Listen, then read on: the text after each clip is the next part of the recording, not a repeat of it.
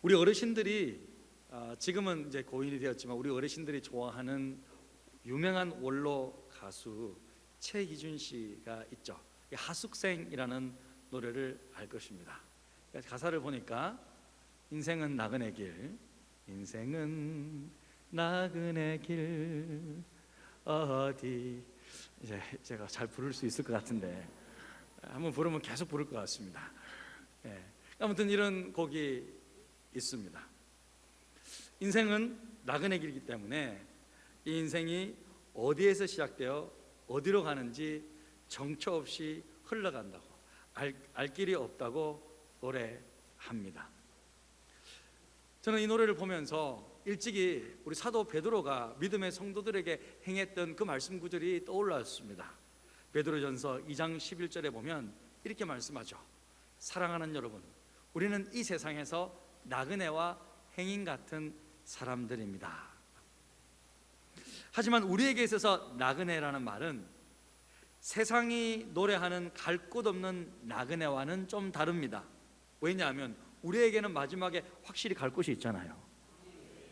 확실히 갈 곳이 있습니다. 우리의 마지막 본향이 준비되어 있기 때문입니다. 우리의 마지막 갈 곳이 분명하게 정해져 있고, 그리고 또 성도는 이 땅에서 이루어야 될 사명도 명확하죠. 그런데 그럼에도 불구하고 때로는 그 사명을 이루기 위해 어디로 가야 할지, 구체적으로 무엇을 해야 될지 나그네처럼 잘 모를 때가 있다는 것입니다. 그래서 이런 의미에서 인생이란 모험이며 또 인생의 여정 속에는 늘 불확실한 상황들이 연출되곤 한다는 것입니다. 이것은 우리 믿음의 첫 번째 조상이었던 아브라함에게도 마찬가지였어요. 히브리서 11장 8절은 아브라함이 당시 부르심을 받았을 때에 어떤 상황인지를 명확히 알려주는데요, 이렇게 말씀하고 있죠. 같이 한번 읽어볼까요? 믿음으로 아브라함은 부르심을 받았을 때 순종하여 장래 유업으로 받을 땅에 나아갈새 갈 바를 알지 못하고 나아갔습니다.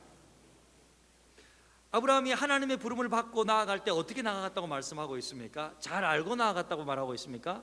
아니죠. 갈 바를 알지 못하고 나아갔습니다.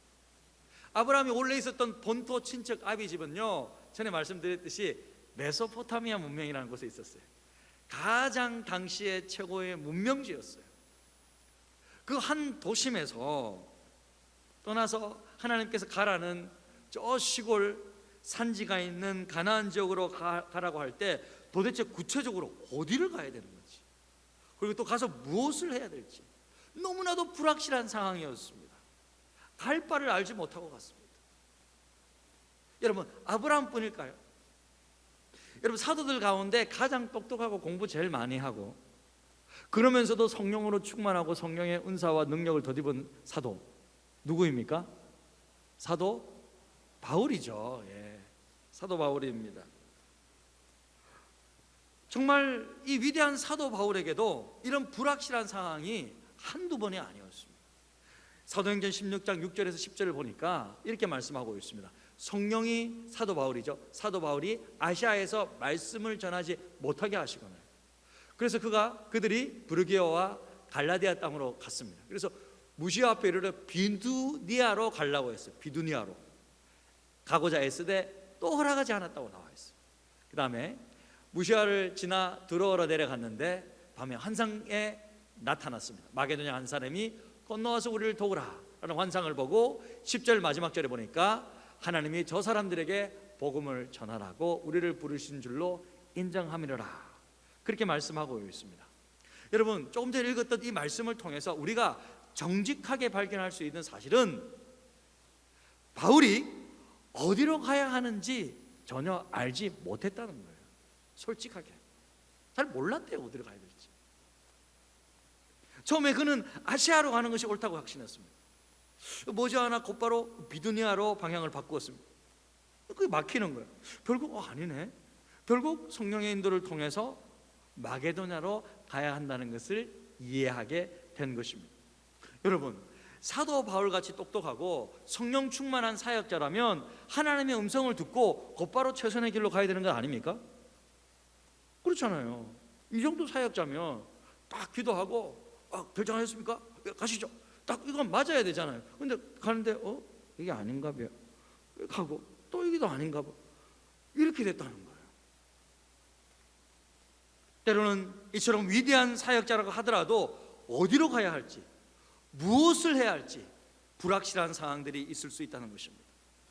제가 처음 우리 지구촌 순복음교회 우리 올로 목사님께서 이렇게 설교하라고 오라고 처음에 말씀하셨을 때 저는 우리 교회가 어디든지 모르잖아요. 미국에서 이제 15년 이제 오랫동안 있다 보니까 제가 또 뭐 서울을 잘 아는 것도 아니고 몰랐습니다. 그래서 어떤 분한테 이제 물어보니까 지구촌 순복음교회 그거 강남 고려병원 위에 있어 딱 그러더라고요. 아, 강남 고려병원 위에 있어? 아, 그러면 이 교회가 강남에 있나?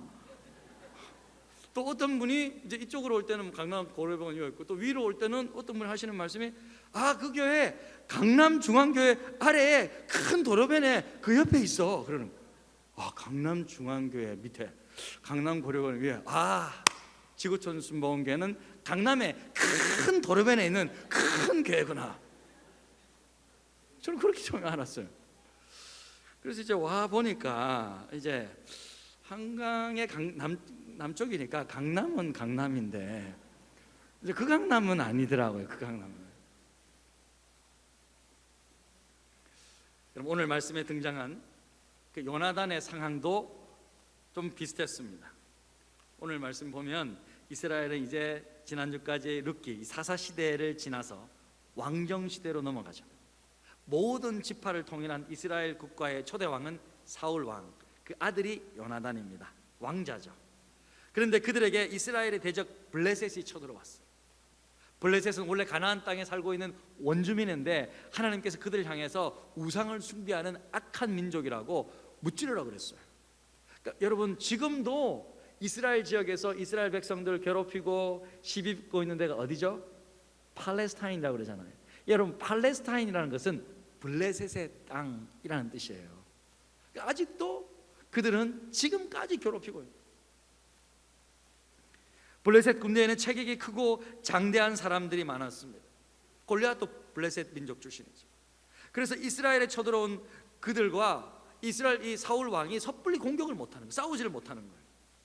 그래서 한 600명 정도의 군사들이 이 석류나무 아래에서 자고 쉬고 있었습니다. 그러던 어느 날 하루는 창조의 성령께서 요나단에게 찾아왔습니다. 눈을 떠보니 한밤중입니다. 그런데 다시 잠이 들지 않습니다. 왠지 마음속에 건너편에 있는 블레셋 부대로 저 나쁜 우상을 숭배하는 저 민족에게 쳐들어가서 좀 싸워야겠다는 마음이 들었어요. 그래서 자기의 무기를 든 자기의 부관에게 찾아가서 그도 깨웁니다. 사무엘상 14장 1절은 이렇게 시작하죠. 하루는 사울의 아들 요나단이 자기의 무기를 든 소년에게 이르되 우리가 건너편 블레셋 사람들의 부대로 건너가자 하고 그의 아버지에게는 아뢰지 아니하였더라. 이 전투에서 승리를 거둘 수 있을지 없을지, 앞으로 이스라엘 백성들이 어떻게 될지, 왕자로서 자기가 무슨 일을 해야 할지 전혀 알 수 없는 모든 것들이 불확실한 상황 속에서 요나단은 무엇인가 확실한 것을 붙잡았어요. 그리고 나아갔습니다. 여러분 오늘날 우리 한국 사회의 모습을 보니까 너무나도 불확실한 상황 가운데 지금 나라가 돌아가고 있습니다. 여러 가지 면에서 불확실한 상황 속에서 우리 백성들이, 국민들이 아주 불안해하고 있습니다. TV만 켜면, 그죠? 뉴스만 보면 코로나 바이러스 때문에 사람들이 거의 패닉 상태에 빠져 있는 듯한 모습입니다. 각 교회들마다 예배를 줄이고 있어요. 지금 우리 교회는 그래도 제법 많이 나온 거예요. 지금 반 이상 줄었대요. 참. 나라에서는 무슨 공고 사항으로 종교 집회 하지 말라 그러고 예배 교회 가지 말라 그러고. 여러분 우리가 또 들을 건 또 있지, 그렇죠? 들을 게 있고 안 들을 게 있는데 교회마다 식사도 제공하지 않는다고 해요. 우리 교회는 밥 주죠. 특식도 준답니다. 맛있게 먹고 가십시오. 여러분 이런 불확실한 상황 속에서 우리는 반드시 가져야 될 확신이 있다는 거죠. 요나단을 통해 오늘 한번 배워보기를 원합니다. 요나단이 확신하는 것 무엇일까요? 그가 확신한 것, 첫 번째로 믿음의 선한 싸움이 있다는 것을 확신합니다. 요나단이 자기 무기 든 자에게 이렇게 말하죠. 14장 6절 상반절인데요. 한번 읽어볼까요? 시작. 요나단이 자기의 무기를 든 소년에게 이르되 우리가 이 할례 받지 않는 자들에게로 건너가자. 여호와께서 우리를 위하여 일하실까 하노라. 멋진 말인데요. 이것을 좀 쉬운 말로 바꾸면 이런 말이에요. 우리가 싸우러 나가자. 하나님이 혹시 도와줄지 모른다. 이런 말이에요. 요나단은 지금 모든 것이 확실하게 보장되어 있지 않다는 것을 알고 있어요. 이 전투에서 승리할지 패할지 모릅니다. 하지만 한 가지 바로 알고 있었는데요. 그것은 싸우러 나가야 된다는 거예요. 싸우러 나가야 된다는 거예요. 왜냐하면 하나님은 블레셋을 향해 우상을 숭배하는 악한 사람들이라고 말씀하셨고 그들이 여호와 하나님의 백성들을 공격해 왔기 때문에 붙어서 싸워 이겨야 되는 거예요. 석류나무 아래에서 자고 있으면 안 돼. 지금 바울은 디모데에게 이렇게 말하죠. 디모데후서 4장 7절에 나는 디모데야, 영적 아들 디모데, 나는 믿음의 선한 싸움을 싸웠다. 나의 달려갈 길을 마쳤다. 나는 내 믿음 지켰다. 그렇게 고백해요. 그러면서 디모데에게 부탁하는 말은 똑같아요. 디모데전서 6장 12절 같이 읽어볼까요? 시작. 믿음의 선한 싸움을 싸우라. 디모데야, 싸울 그때는 싸워야 한다. 그것은 선한 싸움이다. 사랑하는 여러분, 불확실한 우리 인생길에서 확실한 것이 있다면 내 믿음을 지키기 위해 선한 싸움을 싸워야 한다는 것입니다. 제가 요즘 신방을 하면서 깨닫는 것은요, 우리 지구촌 순복음교회 가족들이 한결같이 믿음의 선한 싸움을 싸우면서 우리 교회를 지키고 계시더라고요. 가정에서, 직장에서, 사업터에서, 때로는 참 교회 내에서도 안타깝게도 크고 작은 어려움들을 이겨내시면서 믿음으로 교회를 지키고 기도로 승리하셨다는 거예요. 할렐루야. 그리고 여러분, 우리가 코로나 바이러스 때문에 조심하고 또 조심해야 되는 것은 맞습니다. 그러나 여러분, 무엇을 더욱 조심해야 될까요? 그것은요, 코로나 바이러스 때문에 우리 마음속에 밀려오는 두려움, 불안감, 불신, 사탄의 영적 공격, 이것을 저는 더욱 조심해야 된다고 믿습니다. 이걸 더 조심하셔야 돼요. 여러분, 마음에 지면 지는 거예요. 여러분, 마음에 지지 마세요. 두려워하지 마세요. 필요 이상의 두려움 가질 필요 없어요. 지혜롭게 조심하는 건 맞습니다만 저는 어떤 이유에서든지 하나님께 예배 드리는 것 위축되어서는 안 된다고 믿습니다. 여러분, 주님의 교회는요, 어떻게 우리가 믿음을 지켜왔습니까? 우리 믿음의 선배들이 예수 믿는다는 것 때문에 사자밥이 된 적도 많고요, 예수 믿는다 이유 때문에 우리 온몸이 찢긴 적도 많고요. 저는 이제 고신이라서 그런지 몰라도 우리 고신의 선배 목사님들, 성도들은 일제시대 때 신사 참배한다는 이유만으로 온갖 고문을 당하면서 감옥에 있으면서 찢기고 그냥 터지시고 그러면서 교회를 지켜왔고 우리의 믿음을 지켜서 저와 여러분에게 안겨주신 믿음이라고요.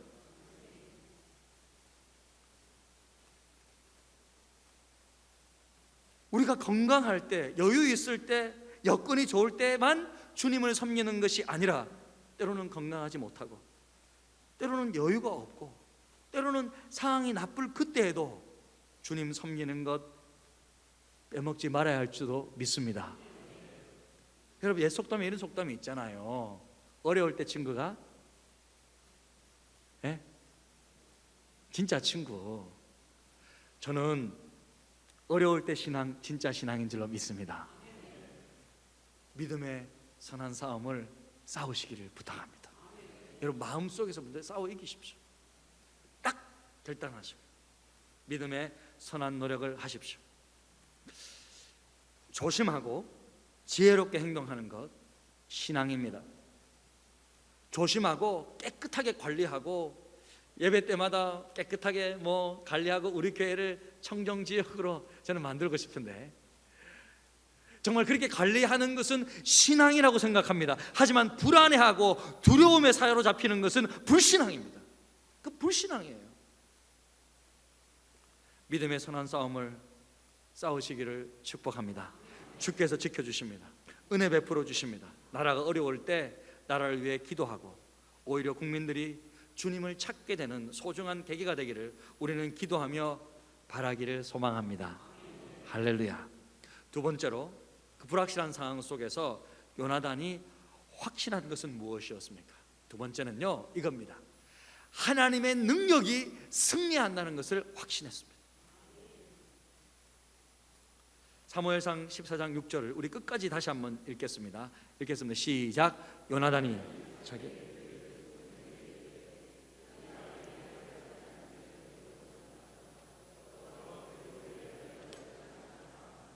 여호와의 구원은 사람의 많고 적음에 달리지 아니하니. 여러분, 요나단은요 현실을 보는 정확한 시각이 있었어요. 그는 확실히 알고 있었던 것이 한 가지 있었는데, 하나님의 능력이 임하면 반드시 승리한다는 거예요. 그는 그것을 알았어요. 하나님의 능력은 사람의 능력과는 비교가 되지 않기 때문에 여호와의 구원은 사람의 많고 적음에 따라 달려있지 않다는 것을 그는 분명히 알고 있었던 거예요. 하나님이 구원하고자 하면 아무도 막을 수 없다라는 것을 그는 알았습니다. 하나님은 많은 사람들을 사용하실 수 있고 단 몇 사람을 사용하실 수도 있는데, 중요한 것은 한두 사람이라 할지라도 하나님께서 사용하시면 반드시 승리하게 되어 있다는 거예요. 승리한다는 거예요. 사랑하는 여러분, 여러분은 이런 하나님의 능력에 대한 확신이 있습니까?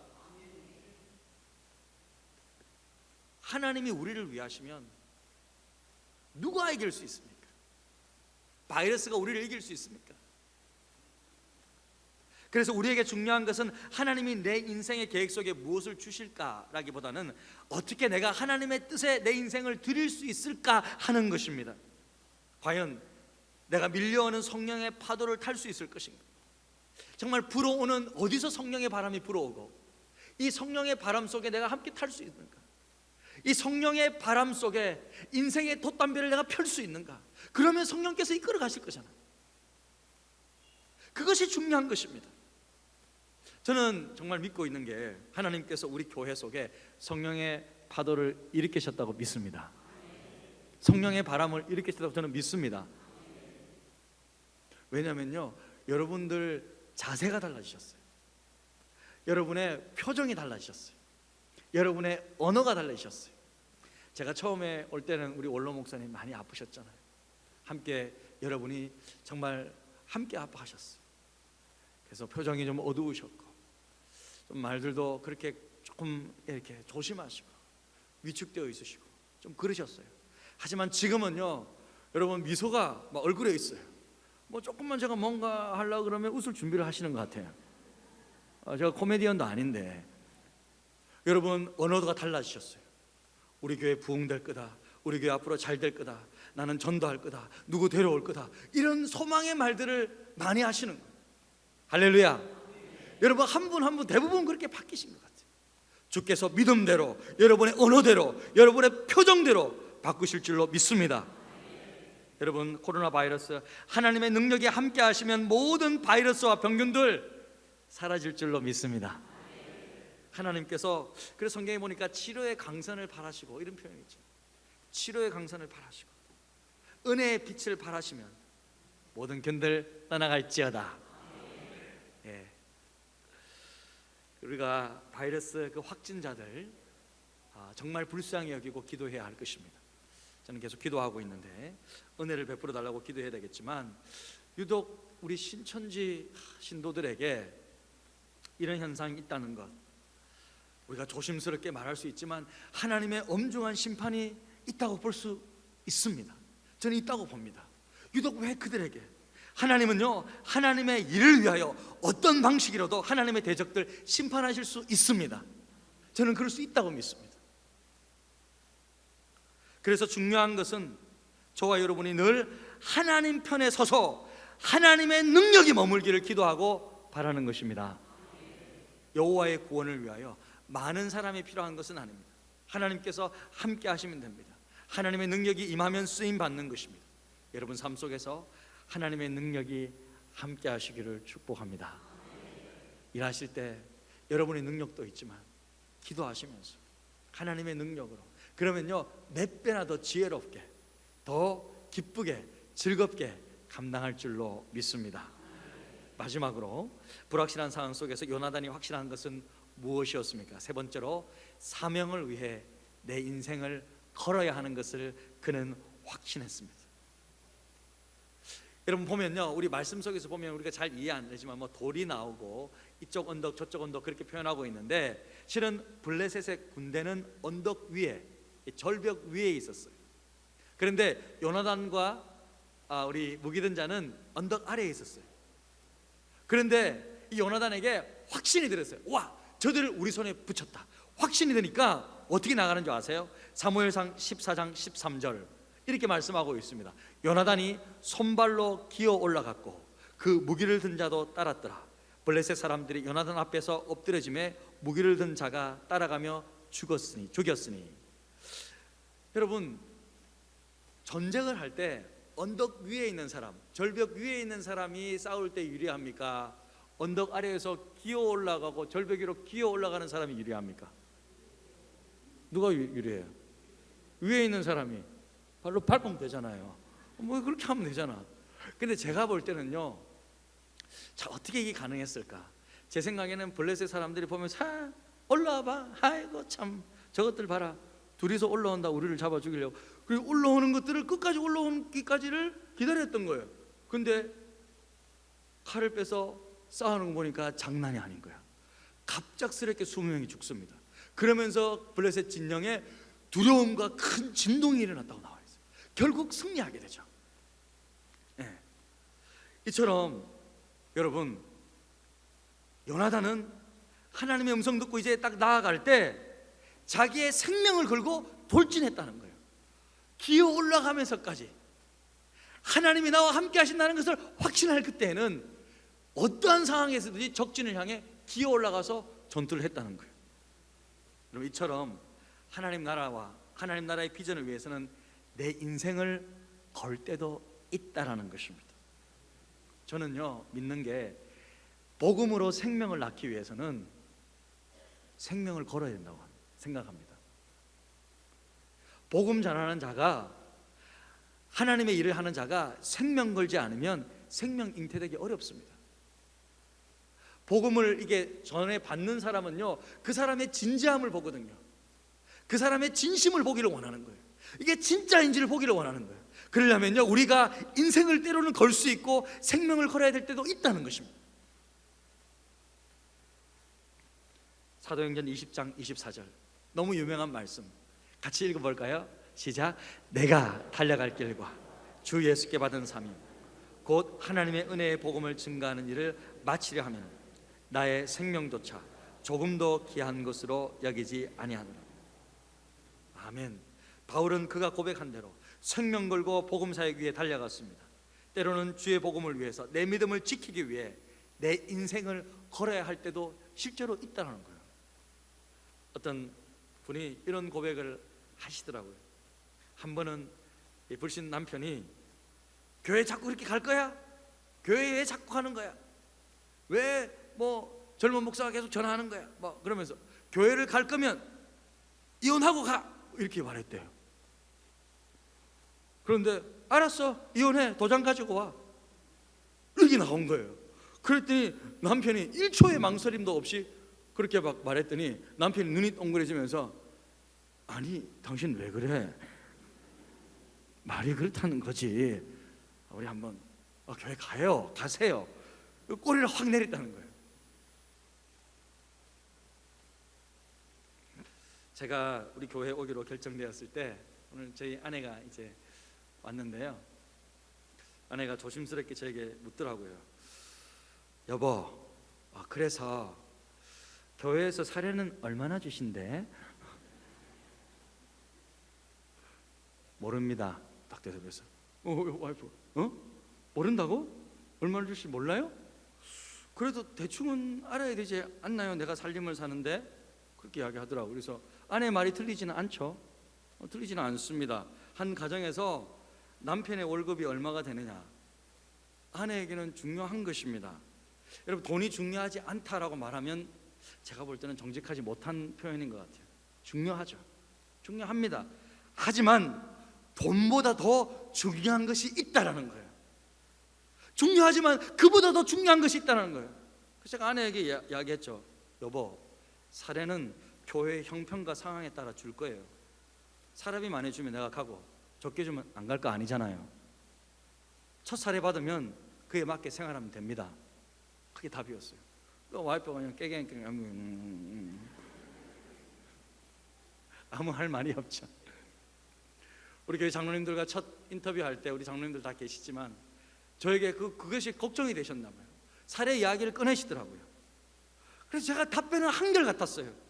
장로님들, 사례 중요하지만 제가 그 금액 때문에 올 것인가 말 것인가 결정하는 사람 아니니까 그만하시고 주는 대로 받습니다. 끝. 할렐루야. 여러분, 정말 저에게는 하나님의 뜻이 더 중요한 거예요. 하나님의 사명이 더 중요한 거예요. 나머지는 그에 다 맞추는 거예요. 저에게는 그렇습니다.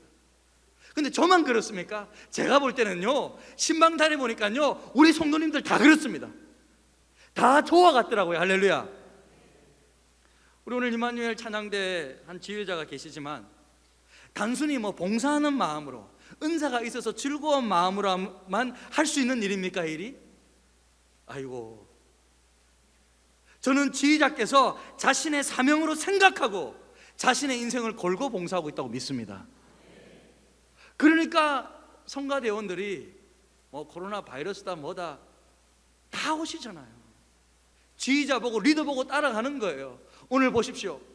병기든 자가 요나단에 가니까 내가 마음을 같이하여 따르리이다. 할렐루야. 그거 보고 가는 거예요. 그거 보고 우리는 하는 거잖아요. 주님의 교회에서 여러 가지 직분과 직책을 맡아서 너무나도 봉사 많이 하시잖아요. 보시면 제가 다 귀한 분들이십니다. 때로는 힘들 때도 있습니다. 항상 좋은 일만 있습니까? 때로는 오해도 당할 때도 있고요. 때로는 지칠 때가 있고요. 그렇습니다. 그런데 왜 섬깁니까? 왜요? 사명으로 여기고 있기 때문입니다. 지난주에 제가 용인에 있는 한 우리 원로 장로님 신방을 갔었습니다. 멀더라고요. 차를 타고 한 1시간 한 15분 정도 갔던 것 같아요. 승용차를 타고 계속 차도 막히지 않고 계속 그렇게 가야 되는 거리였어요. 그런데 우리 장로님께서 한 번도 빠지지 않고 본 교회를 출석하고 예배드리고 섬기는 것을 사명으로 여기고 84세의 나이에도 매주 이렇게 오고 계십니다. 수요일 금요일에도 오셨는데 이제 밤길 운전이 힘드셔서 이제 주일 오후 예배까지 다 마치시고 돌아가십니다. 왜 그렇게 하십니까? 우리 교회를 지키고 우리 교회를 섬기는 것을 일평생 사명으로 여기고 계시기 때문입니다. 이 진심을 주께서는 아십니다. 자, 그랬어요. 장로님, 제가 우리 장로님 천국 보내드릴게요. 제가 끝까지 천국 가실 때까지. 좀 이상합니까? 다 갈 거 아니에요?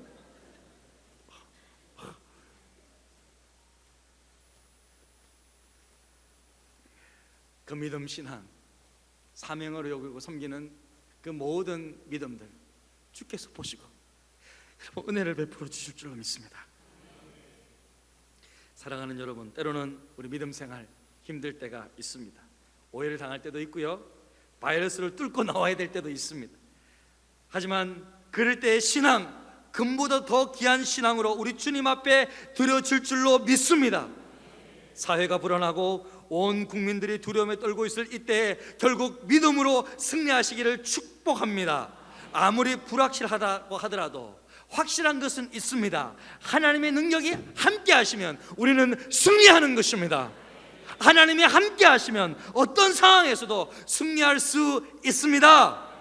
오늘 이 말씀 붙잡고 매일매일 승리의 삶을 살아가는 저와 여러분 다 되시기를 주님의 이름으로 축복합니다.